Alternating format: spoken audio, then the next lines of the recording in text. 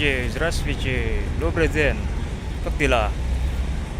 Hari ini saya ingin mengunjungi salah satu tempat yang juga bersejarah di Nizhny Novgorod, yakni sebuah bangunan yang dulu Maxim Gorky di saat usia 10 tahun itu pernah bekerja di situ. Jadi di saat dia belum terkenal, dia pernah bekerja di sebuah rumah yang kemudian di rumah itu saat ini diberi plakat. Nanti kita cek keadaan bangunannya. Jadi saat Maxim Gorky di usia 10 tahun dia pernah bekerja sebagai pembantu, pelayan bagi sebuah keluarga di Nizhny Novgorod. Jadi kan masa kecilnya sastrawan Maxim Gorky itu cukup tragis ya. Susah sebelum dia jadi sastrawan besar Rusia, sebelum dia menjadi sastrawan Uni Soviet. Sedikit informasi ya, Maxim Gorky itu satu-satunya sastrawan di Rusia yang dimana Stalin, pemimpin Uni Soviet saat itu yang membawa peti matinya, membawa peti mayatnya Maxim Gorky di Kremlin di Moskow. Jadi begitu sangat dihormati Maxim Gorky oleh Stalin.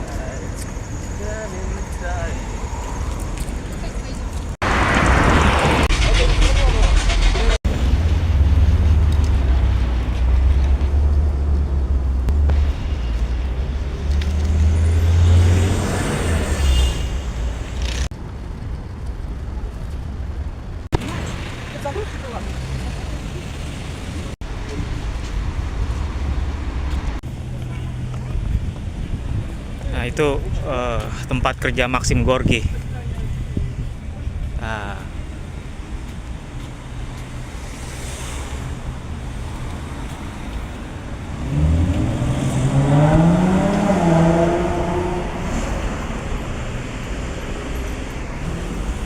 dulu Maxim Gorky pernah kerja di sini sekitar usia 10 tahun, sekitar 1879.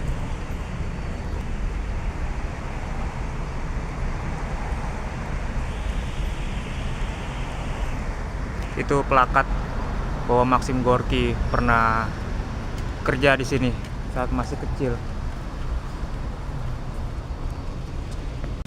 Jadi dulu ketika usia 10 tahun, 1878 ya, sekitar tahun 1878 1879, Maxim Gorky, sastrawan Rusia itu pernah kerja di sini waktu itu. Karena pada waktu itu dia kehidupan masa kecilnya sulit ya dan miskin. Jadi ayahnya meninggal saat dia usia 3 tahun. Kemudian ibunya menikah lagi. Tapi di saat usianya Maxim Gorky 11 tahun, ibunya meninggal karena TBC. Jadi Maxim Gorky harus tinggal bersama kakek dan neneknya. Nah, di sela-sela dia tinggal bersama kakek dan neneknya, Maxim Gorky ini sering bekerja dimanapun di Nizhny Novgorod. Salah satunya dulu dia pernah bekerja di sini, di bangunan ini. Dulu dia kerja sebagai pelayan semacam bantu-bantu bosnya yang mempekerjakan Gorky. Jadi ketika Gorky jadi sastrawan besar, bangunan ini dijadikan semacam cagar budaya sejarah.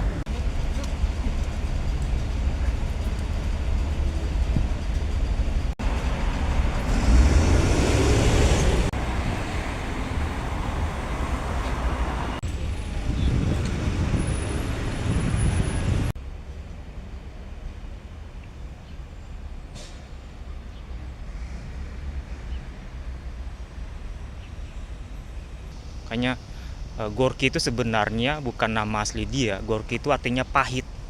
Dalam bahasa Rusia itu pahit Gorky itu. Jadi dia memakai nama itu karena kehidupan masa kecilnya begitu pahit. Makanya nggak heran novel-novel dia seperti novel Mother atau Mart dalam bahasa Rusia, kemudian Nadenei karya dramanya, kemudian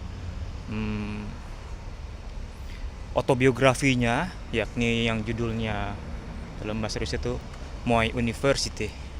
Jadi terlihat dari karya-karyanya itu Maxim Gorki itu memang suara dari rakyat bawah, suara dari kelas pekerja di masa Tsar, di era Soviet.